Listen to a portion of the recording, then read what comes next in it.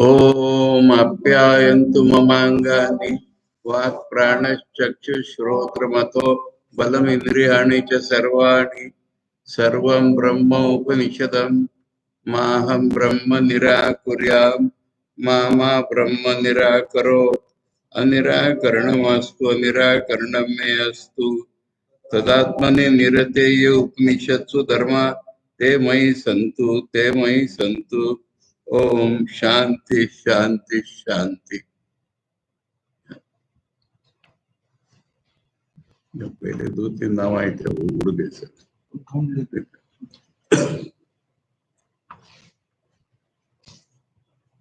आज से हम लोग सामवेदीय तलवकार ब्राह्मण के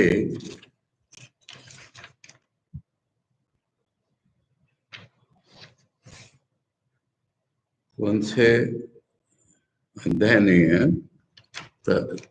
सामवेदीय तलवकार ब्राह्मण के अंतर्गत है छांदोग्य उपनिषद। तलवकार एक शाखा का नाम है और केनोपनिषद भी तलवकार के मंत्र पोषण में से थी और ये दो उपनिषद सामवेद में से है। इसका अध्ययन शुरू कर रहे हैं। अब इसकी कुछ विशेषताएं हैं कि इसमें आचार्य के भाष्य में पता चलेगा कि बहुत सारी उपासनाएं दी हुई है और उपासनाएं दो तीन प्रकार की, दो तीन स्तरों की है। एक को हम कह सकते हैं ज्ञानांग उपासना, यानी जब तक मन है तब तक उपासना है। जानना, ध्यान हम जिसको कहते हैं उसको उपासना कहते हैं। तो जानना जो है वो बोध का बदलाव, और जहां मन का सवाल आता है, मन से ऐसा करो, उसका नाम उपासना। अब कुछ तो बिल्कुल ज्ञान के लेवल की होती है और कुछ मानसिक चेष्टा के रूप में होती है पूरी। परंतु जो कर्म में लगे हुए हैं उनको उपासना सिखाना भी मुश्किल है। चाहिए हमको ज्ञान, ज्ञान पाने के लिए मन की तैयारी, वो उपासना से होगी। परंतु कर्म छोड़ करके उपासना करना ही संभव नहीं होता, तो क्या करें। पर चाहिए हमें मुक्ति। तब ये परम कारुणिक श्रुति क्या करती है, ठीक है कर्म करो, पर कर्मांग उपासना सिखाती है। कर्मांग उपासना कैसी सुना रहा है अरुण? ख्याल नहीं तुम्हारा, ख्याल ही नहीं तुम्हारा। कर्मांग उपासना कैसी? तुम पूजा कर रहे हो, पूजा तो कर्म है, परंतु पूजा करते करते कहते हैं कि अच्छा हाथ में फूल लो, आंख बंद करो, ठाकुर का ध्यान करो। अब 3 श्लोक तुमने ठाकुर के ध्यान के पढ़ लिए कि नहीं पढ़ लिए मालूम, हो गए, हो गया। अब अगला पूजा का स्टेप लो। मैंने उपासना की दृष्टि से तो कुछ हुआ ही नहीं है, पर कुछ तो हुआ। इसको कहते हैं कर्मांग उपासना। कर्म करते करते अच्छा आंखें बंद करो, शिव मानस पूजा के श्लोक बोलो मनी मन, शिव की मनी मन पूजा कर लेना। पर ये कर्मांग उपासना ये भी सिखाइए छांदोग्य में। यानी कर्म से हम थोड़ा ऊपर उठ रहे, तो कर्मांग उपासना, फिर थोड़ा मन डेवलप हो जाएगा हमारा, तब उपासना रूप उपासना, मैंने पूरा ही मन का ही खेलेगा, कर्म नहीं है, स्थूल कर्म नहीं है, मन का ही है सारा खेल। अब ट्रेन हो गया माइंड हमारा, तो फिर ज्ञानांग उपासना, जो उपासना करीब करीब ज्ञान पे टच कर रही है, उसके बाद ज्ञान। ये पूरा आध्यात्मिक जीवन का जो इतिहास है वो छांदोग्य में दिखाई पड़ता है।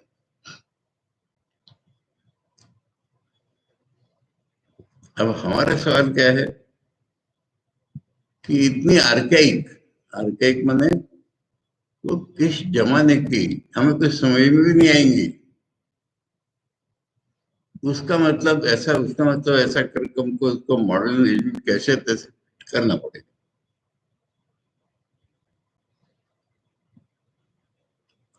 इसलिए हम उनको पढ़ेंगे ही नहीं।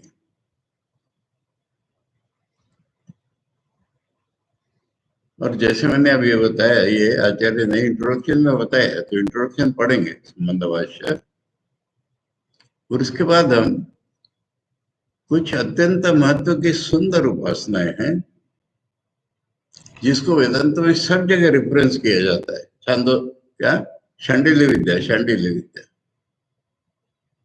वो छांदोग्य के तीसरे अध्याय का 14 सेक्शन है छांदोग्य विद्या, शांडिल्य विद्या, उसको ले लेंगे। फिर शायद चौथे अध्याय में कुछ कथाएं, कथाएं पूरे छांदोग्य में, पर चौथे अध्याय में कुछ कथाएं, उसमें जीवन की कुछ वैल्यूज इंपॉर्टेंट है और थोड़ा सा ज्ञान का झलक वहां मिल जाएगा, वो लेंगे शायद। पांचवा अध्याय जो है ना, वैराग्य देने वाला है, उसको पंचाग्नि विद्या कहते हैं। और छठे सातवें आठवें में ब्रह्म ज्ञान की बात है। तत्वमसी प्रसिद्ध वाक्य छांदोग्य गई, ये मैंने साधारणतः भूमिका बताई। बाकी तो याद रखो, जैसे उपनिषद है वो, यानी हमारा ज्ञान गलत है, ऋषि का ज्ञान सही है,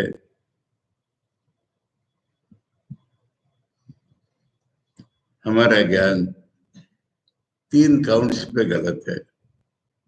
अपने बारे में, दुनिया के बारे में, दोनों ही हमारे बारे में हमारा ज्ञान, अपने बारे में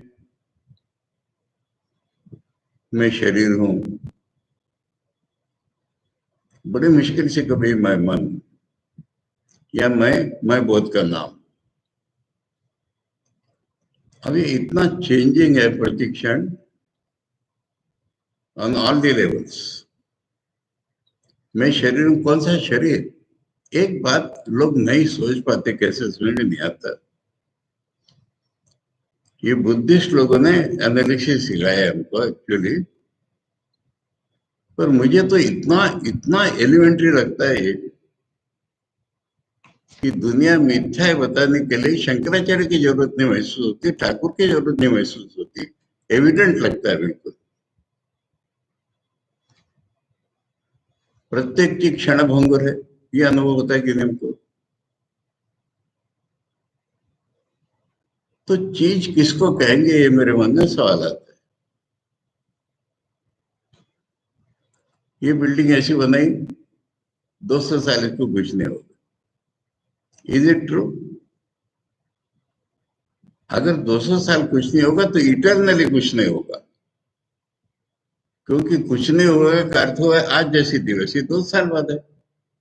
तो फिर वहां से 200 साल गिनो, वहां से 200 साल गिनो। पर हमें मालूम है कि हम सीमेंट कंक्रीट अगर कर रहे, एक पिलर का फीलिंग हो गया, दूसरा पिलर शुरू करोगे वो खसना शुरू हो गया, उसका डिकम्पोजिशन। तो 100 साल कुछ नहीं होगा, 2 साल, इसका अर्थ यह है कि क्रैक क्रैच दिखेगा नहीं, तो बस। मनुष्य के शरीर में प्रत्येक क्षण चेंजिंग है, अब अन्न हमने खाया, वो हम नहीं था, खा लिया तो मैं हो गया वो, और शौच होके निकल जाएगा तो अब मैं नहीं है वो।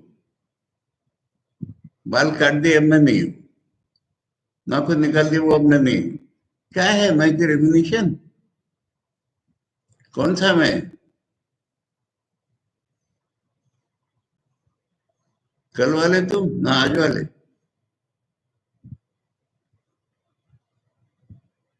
पूरी दुनिया में ऐसे कोई वस्तु नहीं है कि जो चेंजिंग नहीं है। अब वस्तु है और चेंजिंग है, इसका मतलब हम नहीं समझ पा। ये मेंटल भ्रम है हमारा।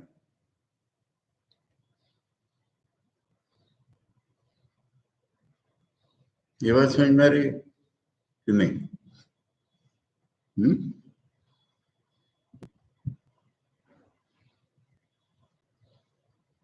और शिफ्टिंग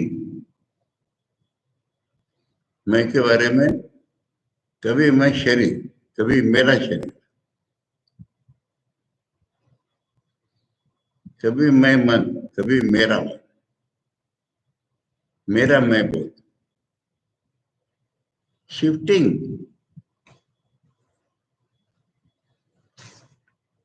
ये दोनों काउंट्स पर मेरा अपने बारे में जो बोध है, दुनिया के बारे में भी देखा हमने, मिथ्या। कुछ लोग जबरदस्ती ठाकुर में और शंकराचार्य में भेद करके कहते हैं। ठाकुर ने तो बोला है ना कि सत्य की ना नित्य, असत्य की ना अनित्य। की ना माने अनित्य से पहचानो कि वो असत है, जैसे मैंने अभी बताया। ठाकुर ने कहा है, याद रखो, दुनिया जगत तीनों कालों में असत है, ये धारणा करना आसान नहीं है। मैंने गलत थोड़ी बोला है उसको।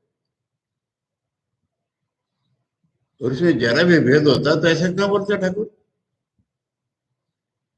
बहुत जन्मों की तपस्या के बाद यह धारणा हो पाती है, ठाकुर ने कहा। तीनों कालों में मैंने पांच प्रेजेंट फ्यूचर सब मिथ्या ही है। ऐसे नहीं कि पहले मिथ्या था आज सत्य है, या पहले सत्य था आज मिथ्या है। ये बोला ठाकुर। और ब्रह्म के ऋषियों के अनुभव की तुलना करेंगे तो हमारे बिल्कुल ही मिथ्या ही है। उनको तो एक ही चेतन दिख रहा है बस, सर्वत्र।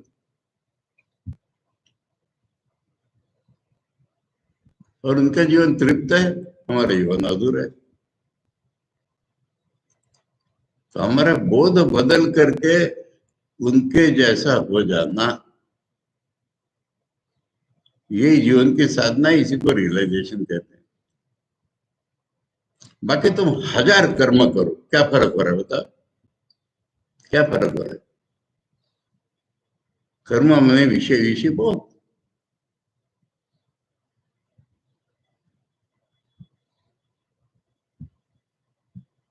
पर हाँ, जितना निस्वार्थ करोगे, जितना ईश्वर अर्पण करोगे, मन तुम्हारा शुद्ध होता जाएगा, ये मंजूर। उसके बिना मन शुद्ध होता भी नहीं, ये बात अलग। जब मन शुद्ध होगा तब इन बातों की धारणा होगी, नहीं तो होती ही नहीं। बहुत जन्मों की तपस्या के बाद ये समझ में आएगा।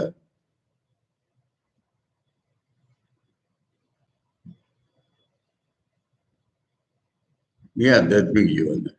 मैंने आज का बोध हमारा गलत है, ऋषियों का बोध सही है। ये बोध बदल के वो बोध आना, ये अगर हम प्यार से करेंगे, निश्चय से करेंगे, निष्ठा से करेंगे, तो हमारा गलत बोध नष्ट हो खत्म हो जाएगा हमेशा के लिए। हमें ब्रह्म अपना स्वरूप प्राप्त हो जाएगा और हमारे बंधन खत्म हो जाएंगे। ये उपनिषद शब्द का अर्थ बताता है। अब बाकी चीजें याद करो, यही प्रयोजन है। और ऐसा करने को जिसकी तैयारी है, वही साधक है, वही अधिकारी है। और विषय वस्तु इसमें एक ही रहेगी। कि हम जो है वो स्वरूपतः ब्रह्म है, इसको रियलाइज करो। और कैसे पढ़ना? रियलाइज करने की व्याकुलता उत्पन्न हो ऐसे पढ़ो। खैर, जब हम खोल के देखते हैं पहले, तो हमें प्रार्थना दिखाई पड़ती है। इसे दो तीन चीजें ख्याल में आती है। इसको मंगलाचरण करके छोड़ नहीं देना है, इसमें हर शब्द की वैल्यू है, वो पकड़ना है। और वो प्रार्थना है, तो निश्चय में क्या शक्ति है? हमारे अलग अलग थिंकिंग, फीलिंग, विल सब अलग अलग अलग जा रहा है, उसको एक फोकस में लाने की ताकत है जो हम निश्चय करते हैं। तो निश्चय में अहंकार का भी प्रादुर्भाव है, मेरा निश्चय होता है। तो प्रार्थना में निश्चय की क्वालिटीज तो सब है, फोकसिंग की। इमोशनल प्रार्थना बेकार, सिंसियर मन की प्रार्थना। तो ये तो प्रार्थना एक करना, काम दूसरा करना, ऐसे नहीं करना। तो उस प्रार्थना में हमारे हृदय को इन्वॉल्व करती है, वो अहंकार नहीं होने देती और फोकस कर लेती। देखो क्या प्रार्थना है, बहुत सुंदर है, बहुत सुंदर। केनोपनिषद में वही थी, तो सामवेदीय प्रार्थना है वो। ओम आप्यायन्तु ममांगानि, मेरे अंग पुष्ट हो। इसमें क्या लेसन मिल रहा है हमको? कुछ लोग गलत से सोचते हैं, जो दुनिया में बेकार होते हैं वो भगवान को भगवान करते हैं, ऐसा नहीं। डेवलपमेंट ऑफ पर्सनैलिटी जिसको आज कहते हैं, उसके लिए प्रार्थना है शुरू कि मेरे अंग पुष्ट हो, वाणी मेरी पुष्ट हो, प्राण, श्रोत्र, बल, सारी इंद्रियां। अब पुष्ट हो मैंने, मुझे पहलवान नहीं बनना है, यानी पर्सनैलिटी डेवलप होकर क्या होता है वो भी पता होना चाहिए, डायरेक्शन ऑफ पर्सनैलिटी डेवलपमेंट। अगर मेरे सारे अंग पुष्ट हुए, ये क्रमिक होता है, इसके बाद इसके बाद, तो मुझे में एक फीलिंग आ जाएगी कि सब कुछ ब्रह्म है। फीलिंग, अनुभव नहीं, ज्ञान नहीं, पर एक फीलिंग आ जाएगी कि सब कुछ ब्रह्म है। ये पर्सनैलिटी डेवलपमेंट है। की पर्सनैलिटी डेवलप्ड है, जैसे वो मुंडक में शौनको हुए महाशालो था, उसका लगा कि एक ही रियलिटी है दुनिया में। अब वो कैसी है, मैं कैसे जानूंगा उसको? वो अंगिरस के पास चले गए। तो ये expected result of personality development. आप्यायन्तु ममांगानि वाक् प्राण चक्षु श्रोत्र मतो बलम इंद्रियाणि च सर्वाणि सर्वं ब्रह्म। सर्वं ब्रह्म, ये फीलिंग जनरेट हुई जब मेरी पर्सनैलिटी डेवलप हो गई, तब। अब दिख तो नहीं रहा हमको ब्रह्म, फीलिंग आ गई। तो जब हम सपोर्ट ढूंढते हैं इसको, तो अरे उपनिषदों में तो सब जगह ये लिखा हुआ है, सर्वम ब्रह्म।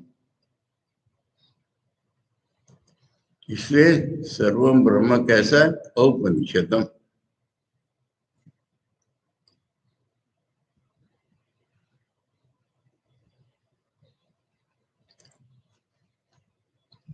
और अगर ब्रह्म ही है, मेरा स्वरूप भी अगर ब्रह्म ही है, सब कुछ ब्रह्म है, तो मेरा स्वरूप भी ब्रह्म, तो मुझे वो प्रकट रूप में दिखाई क्यों नहीं पड़ रहा?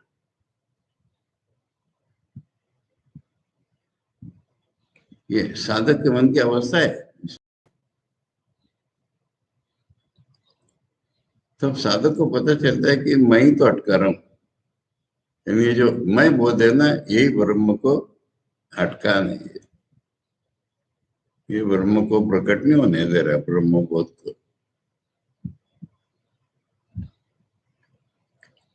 तो अपने को समझ आ रहा है कि अरे ऐसा मत करो, माँ हम ब्रह्म निराकुर्याम, मैं ब्रह्म को निगेट न करूं।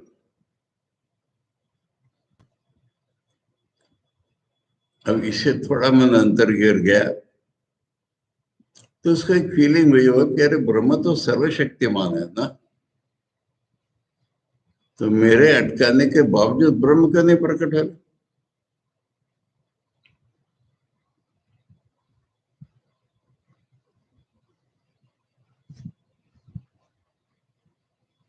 माँ माँ ब्रह्म निराकरो, मामा माने नहीं, दूसरा माम मुझे, मुझे ब्रह्म निगेट न करे, निराकरण न करे, मेरे में प्रकट हो जाए। अब जैसे मन अंदर की ओर जाता है, ये फीलिंग अल्टरनेट बदलती है। अरे अटका तो मैं रहा हूं, अरे मेरी अटकन ब्रह्म क्यों मानेगा, ऐसा।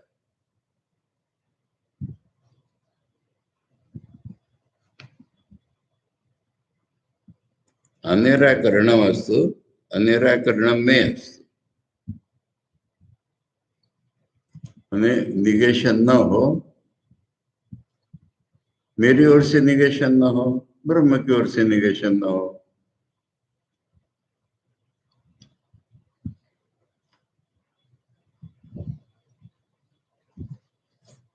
ठीक है, क्या छोरा है। अब इसके बाद एक चीज ख्याल में आती है कि ये ऐसे इमोशन नहीं चलेगा, कुछ वैल्यूज लाइफ में कल्टीवेट करनी पड़ेंगी, उसके बाद ज्ञान में बदलाव आ सकता है। अब ये कौन सी और कैसी, आजकल वैल्यूज का बड़ा बोलबाला है ना, तो वैल्यूज डिसाइड कौन करेगा।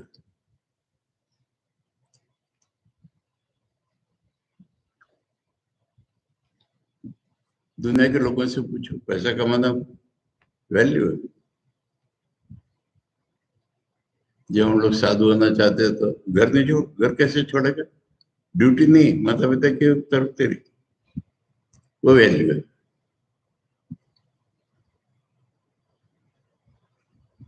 तो वैल्यू डिसाइड कौन करेगा। अब जब हम बिजनेस का फील्ड देखते, कोई भी एक फील्ड हो, उसमें एक सक्सेस स्टोरी नाम की चीज है। देखो, उसका हो गया ना, तो उसने क्या किया था,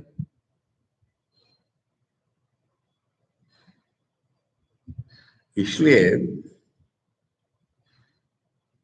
जब आत्मा नहीं निरते, मैं तो आत्मा में लगा हुआ हूं, ये उपनिषद सुधर्मा ते मही संत।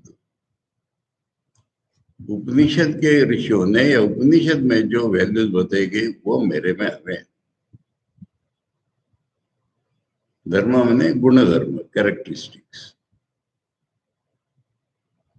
उपनिषदों में जो साधक हैं, उनमें जो गुण धर्म थे, जैसे हमें हमेशा सिखाया जाता है, अंध चिकित्सा जैसा बनो, स्वामी गंध जैसा बनो।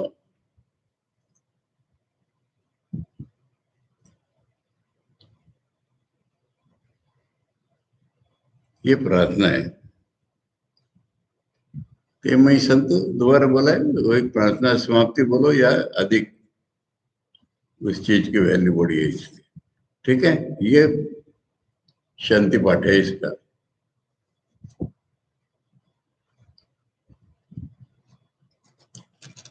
फिर जैसे 3 बार शांति का उच्चारण बताइए।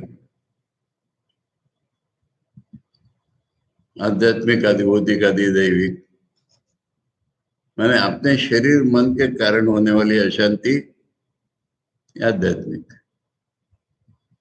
दुनिया के नेचर प्रकृति, दुनिया के प्राणी आदमी, इनके कारण उत्पन्न होने वाली अशांति, और महामारी के कारण उत्पन्न होने वाली अशांति या सुनामी, ऐसी कुछ चीजों के कारण। ये चलती रहेंगी, इनके बावजूद मेरा आध्यात्मिक साधना चलती रहे, ये शांति के त्रिवार उच्चारण का अर्थ होता है। ठीक है, संबंध भाष्य देखते हैं। ओम इत्येतदक्षरम इत्यादि अष्टाध्यायी छांदोग्य उपनिषद, मैंने 8 अध्यायों वाली छांदोग्य उपनिषद है। तस्या संक्षेपतो अर्थ जिज्ञासुभ्य रुजु विवरणम, संक्षेप उसका अर्थ पूछ रहे हम। छांदोग्य उपनिषद जो है 8 चैप्टर वाली, उसका अर्थ इम्प्लीड मीनिंग जानने की कोशिश में हम लगे हुए हैं हमारे लिए। शॉर्ट में ने समराइज करके नहीं, हाँ, नेसेसरी पॉइंट्स बता करके। रुजु विवरणम मैंने सरल व्याख्या, not beating about the Bush. वो न्यायिक शब्द ही ऐसे भर दिए कि मूल रह गया बाजू में, ऐसा नहीं होना चाहिए। रुजु विवरणम अल्प ग्रंथम, वही संक्षेप तो वही, फिर बोला अल्प ग्रंथम इदम आरभ्यते, ये शुरू किया जा रहा है। तत्र संबंध कनेक्शन, समस्तम कर्म अधिगतम, मैंने ब्राह्मण भाग है ना, तो इसके पहले सारे कर्म उटील हो गए। प्राणादि देवता विज्ञान सहितम, प्राणादि देवता विज्ञान माने सगुण ब्रह्म का विज्ञान, वो भी हो गया है, क्योंकि उसके बिना कर्म ऊंचाई पर नहीं पहुंचेगा।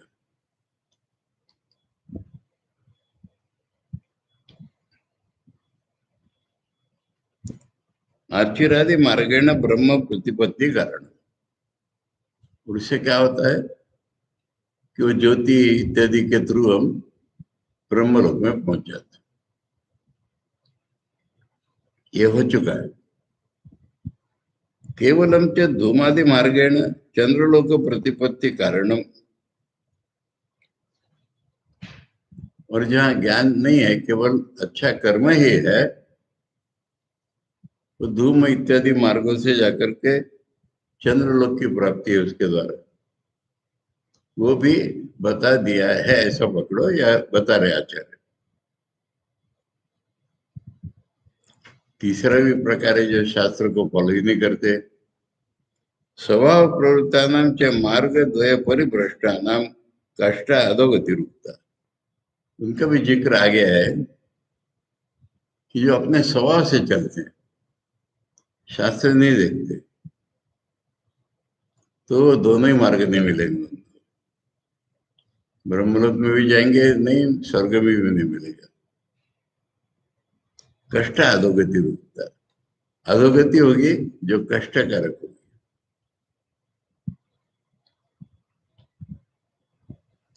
न च उभयोर मार्गयोर अन्यतरस्मिन् अपि मार्ग अत्यंत के पुरुषार्थ सिद्धि, पुरुषार्थ माने पुरुष ने इस जीवन में प्राप्त करने लायक चीज, उसका नाम पुरुषार्थ। हम कोई कहते हैं धर्म अर्थ काम मोक्ष पुरुषार्थ, तो धर्म अर्थ काम प्राप्त करके आदमी को मिलता है तो कुछ नहीं है, इसलिए मोक्ष ही पुरुषार्थ है।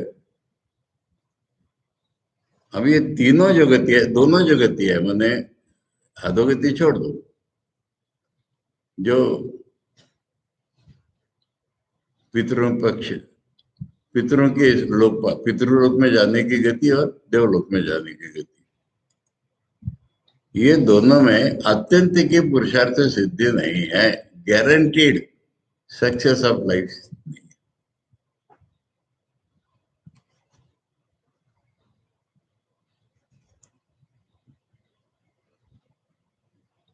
अतः इसलिए कर्म निरपेक्षम अद्वैत आत्मा विज्ञानम, विषय विषय बोध से, देखो कर्म को ऐसे गिनो, नहीं तो सब कंफ्यूजन हो जाता। विषय विषय बोधातीत अद्वैत आत्मविज्ञान, जहाँ विषय विषय बोध नहीं, ऐसा आत्मविज्ञान।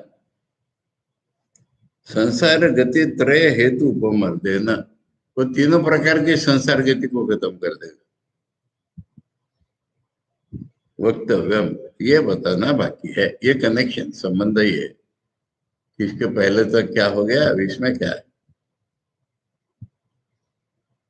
इति उपनिषद आरंभ करते, इसके लिए ये, इसके बाद जो भाग आ रहा है पूरा उपनिषद ही कहलाएगा।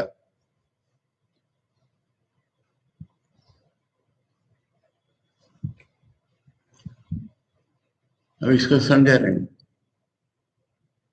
न च अद्वैत आत्मविज्ञानात् अन्यत्र आत्यंतिकी निःश्रेयस प्राप्ति, इसको निःश्रेयस भी कहेंगे, परम कल्याण। तो अद्वैत आत्मविज्ञान छोड़ करके और कहीं परम कल्याण हो नहीं सकता। परम कल्याण संभव ही नहीं है अद्वैत आत्मज्ञान के बिना। ये छंदोग्य में दिखाया है। वक्ष्यति अथ ये अन्यथा तो विदु अन्य राजाना ते क्षय लोका भवन्ति, मैं अलग और मेरा राजा अलग, ऐसा जहां पर भी है, जिस लोक में भी है। स्वर्गलोक में इंद्र है अधिपति, तो मैं अलग और मेरा राजा अलग, पूरी दुनिया की दृष्टि से मैं अलग और भगवान अलग, ये जिनका बोध है वो क्षय लोका भवन्ति, मैंने किसी लोक में जाएंगे पर वो क्षय हो जाएगा, टेम्पररी हो जाएगा। विपर्य, इसके उल्टा, इसके उल्टा मैंने अद्वैत आत्मज्ञान अगर किसी को हो गया, स स्वराट भवती, उसका अपना ही जो राज्य है वो उसको मिल जाएगा।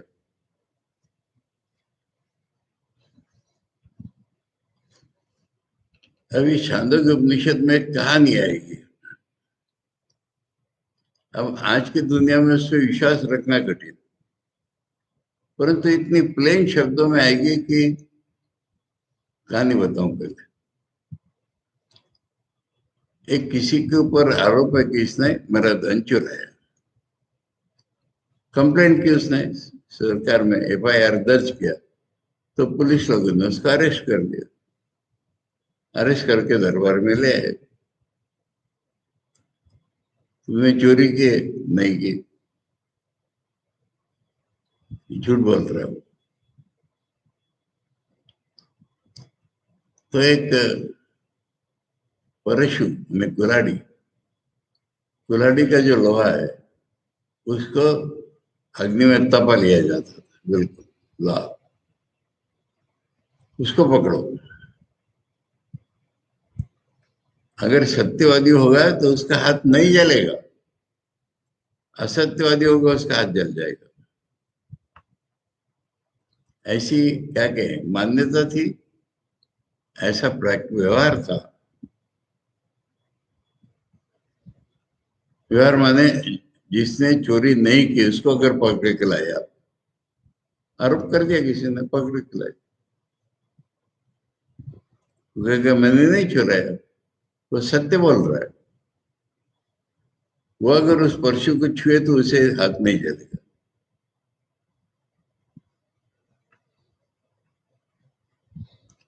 ऐसी टेस्ट थी।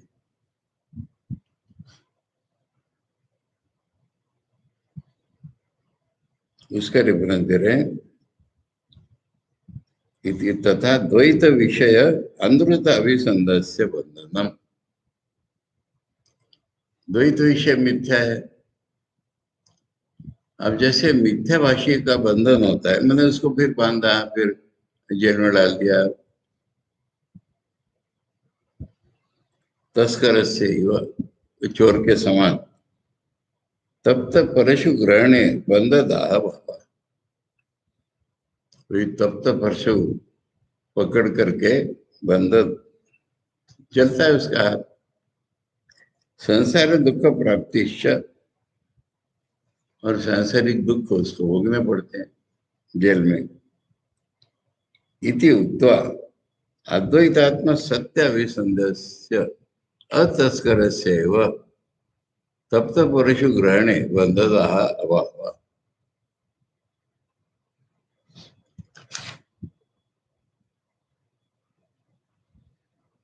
अद्वैत आत्म सत्य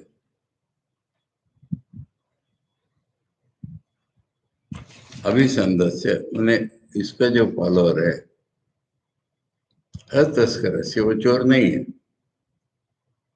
तप्त परशु ग्रहण वो अगर वो तप्त परशु को हाथ लगाता है तो उसका बंध दहा कुछ होता नहीं है। संसार दुख निवृत्ति और मोक्ष अर्थात सत्य को पकड़े रहोगे ब्रह्म को तो मोक्ष हो जाएगा, संसार की निवृत्ति हो जाएगी। उस एनालॉजी पर सत्य का आश्रय लिए तो पकड़े गए, सत्य का आश्रय लिए तो पकड़े नहीं गए। उसी एनालॉजी पर हम ब्रह्म है इस पक्ष में अगर रहे तो हमारा जीवन नॉर्मल बनेगा और विश्वास चला जाएगा तो जीवन नॉर्मल हो जाएगा।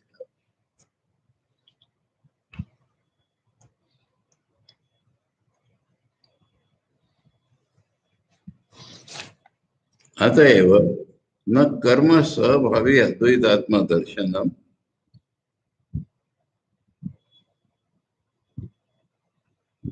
इसलिए अद्वैत आत्म दर्शन जो है वो कर्म स्वभावी नहीं, कर्म के साथ नहीं हो सकता।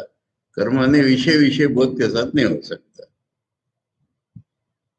तो मिथ्या ज्ञान क्रिया कारक फल भेद उपमर्दे न, वो तो ज्ञान ही ऐसा है कि क्रिया कारक के फल ही मिटा देगा, इनका भेद ही मिटा देगा। तत् सत एकमेव अद्वितीयम आत्मा एवं इदम सर्वम, ये सब छांदोग्य में ही आएंगे प्रश्न।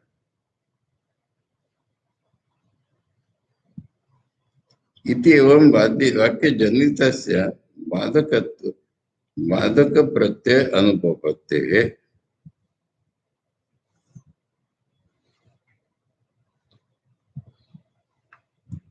इससे जो ज्ञान उत्पन्न होता है, जो ज्ञान पर करके उससे ज्ञान उत्पन्न होता है, ऐसा कोई अनुभव नहीं जो उसके बाधक हो सके। ये हायर एक्सपीरियंस है, ये रियल एक्सपीरियंस की टेस्ट ही होती है। अगर रियल है तो कोई भी प्रमाण उसमें बाधक नहीं हो सकता।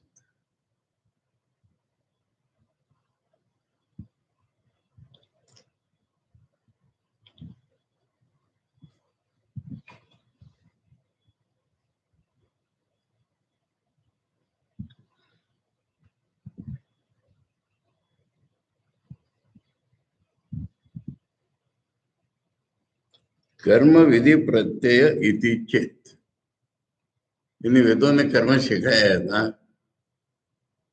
ये उसका बाधक नहीं है क्या तुम्हारे अद्वैतात्म ज्ञान का? वेदों ने सिखाया कर्म करो, तो इसमें जो ज्ञान अनुस्यूत है वो अद्वैत आत्मविज्ञान के विरुद्ध है ना? नहीं है वो।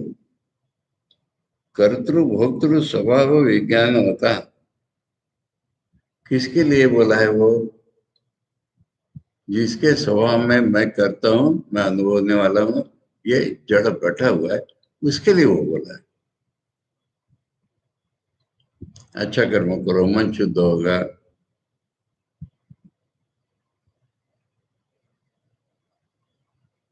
कर्म फल राग द्वेषादि दोषवता कर्म विधान, ये दो वाक्य अलग अलग है ना?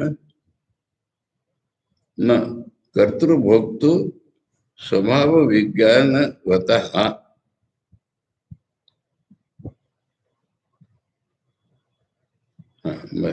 तक एक वाक्य है। तजनित कर्म फल राग द्वेषादि दोष होता च, ये दूसरा वाक्य है।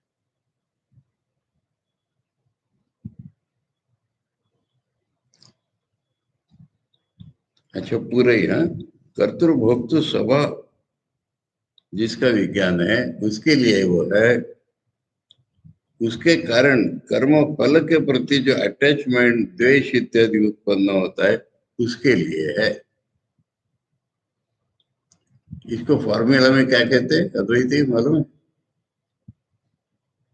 अज्ञश्च कामी नाम कर्म।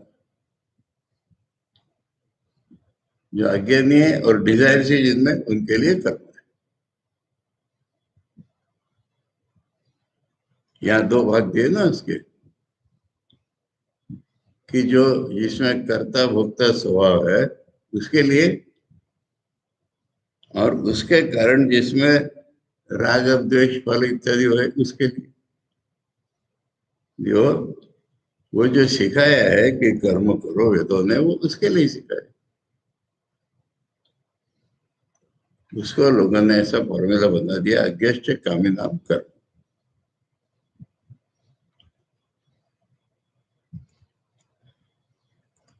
अब इसमें डाउट है, अधिगत सकल वेदार्थ से कर्म विधानात्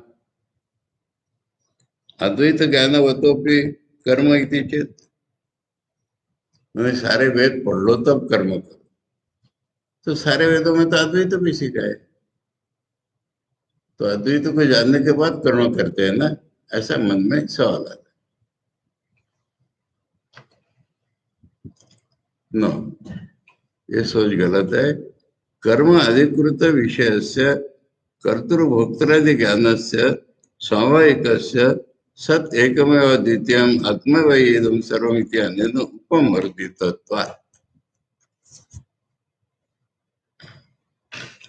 सारा वेद अगर पढ़ोगे, ज्ञान कांड भी उसमें आ जाएगा, तो फिर तुम्हारा ये कर्म का जो अधिकार है, करने वाला हूं मैं, भोक्ता हूं मैं, ये यही तो खत्म हो जाएगा। क्योंकि ब्रह्म ही एकमात्र सत्य है, उसमें आएगा। एकमेव अद्वितीय है वो आएगा, आत्मा ही सब कुछ है ये आएगा। तो ये जो कर्म अधिकृत विषय से कर्तृभोक्तादि ज्ञान से, यही मैं करता हूं, मैं भोगता हूं, ये ज्ञान तो वहां खत्म हो जाएगा। इति अनेन उपमर्दित, ये वेदांत के जो वाक्य आएंगे वो तो इसको खत्म कर देंगे। तस्मात् अविद्यादि दोषवत एव कर्माणि विधीयन्ते। इसलिए अविद्या और उससे जो होता है राग फल द्वेष, उस वाले को ही कर्म को उपदेश है, ना अद्वैत ज्ञान होता। अद्वैत ज्ञान वाले को कर्म का उपदेश नहीं है। अतः वही वक्ष्यति, स्पष्ट बोला है, सर्वे एते पुण्य लोका भवन्ति ब्रह्म संस्थो अमृतत्वमेति इति। भिन्न भिन्न, ये सब पुण्य लोक हैं, पुण्य लोक में जाएगा। और जो ब्रह्म में एस्टेब्लिश्ड है वो तो अमृतत्व पर जाएगा। ऐसे दो अलग अलग करके दिखाए। अब ये इन जनरल हो गया, हाँ?